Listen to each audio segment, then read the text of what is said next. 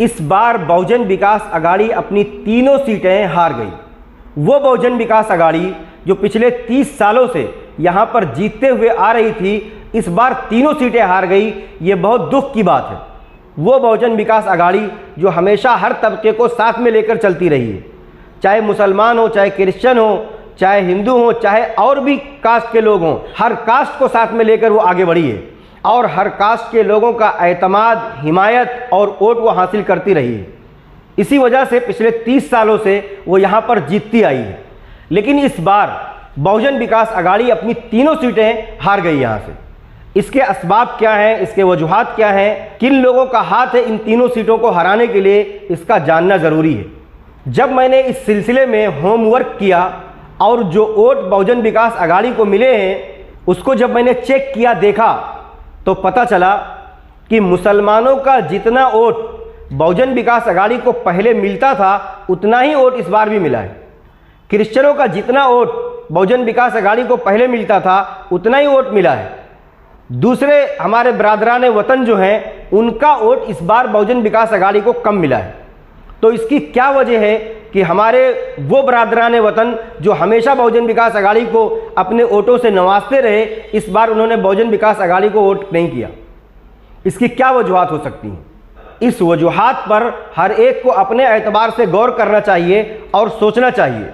जब मैं इस सिलसिले में गौर करता हूं तो मैं इस नतीजे पर पहुंचता हूं कि बहुजन विकास अघाड़ी के हारने का एक बड़ा सबब हज़रत मौलाना सज्जाद नोमानी साहब की हिमायत है। हज़रत मौलाना सज्जाद नोमानी साहब ने प्रेस कॉन्फ्रेंस किया और उस प्रेस कॉन्फ्रेंस में तीनों सीटों के कैंडिडेट का नाम लेकर हिमायत का ऐलान किया गया। वो पार्टी या वो कैंडिडेट जो तमाम तबकात के वोटों से जीतकर आता रहा है, अगर किसी एक कौम का रहनुमा उस पार्टी की हिमायत का ऐलान करेगा तो दूसरे लोगों में इसकी वजह से गलत सोच पैदा होगी और वो किसी और नतीजे पर पहुंच जाएंगे। इसलिए कि इस वक्त मुल्क का माहौल कुछ इसी तरीके से चल रहा है। अगर बहुजन विकास अघाड़ी को तायीद और हिमायत लेनी थी तो फिर वो क्रिश्चियनों के पास भी जाते और उनसे भी प्रेस कॉन्फ्रेंस करवाते और उनसे भी अपनी हिमायत का ऐलान करवाते। वो फिर हिंदुओं के पास जाते और उनसे भी अपनी हिमायत का, तायीद का ऐलान करवाते और उनसे भी प्रेस कॉन्फ्रेंस करवाते।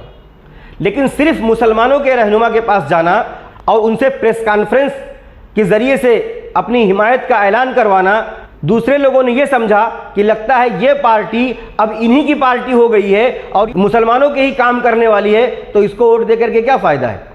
इसलिए उन्होंने बहुजन विकास अघाड़ी को वोट न करते हुए दूसरी पार्टियों को वोट कर दिया और बहुजन विकास अघाड़ी हार गई। अच्छा, ये बात सिर्फ इन 3 सीटों के लिए नहीं है, बल्कि हज़रत मौलाना सज्जाद नोमानी साहब ने जिस कैंडिडेट की हिमायत का ऐलान किया है, 1, 2, 3 को छोड़कर बकिया तमाम कैंडिडेट हार गए। जबकि मौलाना का ये दावा था कि हमने पहले सर्वे करवाया है, उस सर्वे के अंदर जो रिपोर्ट आई है उस रिपोर्ट को हमने सामने रखते हुए बहुत गौर व फिक्र करके, यानी बहुत तदब्बुर के बाद हम प्रेस कॉन्फ्रेंस कर रहे हैं और हम हिमायत का ऐलान कर रहे हैं। जबकि सही बात यह है कि ऐसा कोई सर्वे कहीं पर भी नहीं हुआ। हाँ, पार्टी के कुछ लोगों को बुला करके मीटिंग तो हो सकती है और उस मीटिंग के अंदर पार्टी के लोग ये कह सकते हैं कि हम लोग इसी पार्टी को सपोर्ट करेंगे, ये अलग बात है। लेकिन सर्वे जिसको कहते हैं, जिसको ग्राउंड रिपोर्टिंग कहते हैं, ऐसी कोई बात मौलाना सज्जाद नोमानी साहब ने कहीं पर भी नहीं करवाई है।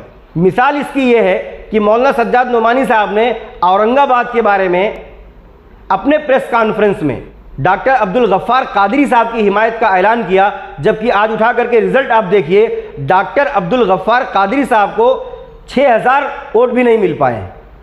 तो कहाँ है वो सर्वे जिसकी बुनियाद पर आप हिमायत का ऐलान कर रहे थे?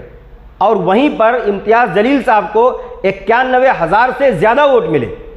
इससे पता चला कि कोई सर्वे वर्वे नहीं था, बस ये एक बात थी जो कह दी गई। अलबत्ता कुछ लोगों से फ़ोन वगैरह पर राब्ता हो सकता है कि किया गया हो कि क्या सूरत हाल यहाँ की है और क्या सूरत हाल नहीं है, और वो भी उस कैंडिडेट के ख़ास हिमायती हों, उसको ग्राउंड रिपोर्ट नहीं कहा जा सकता है।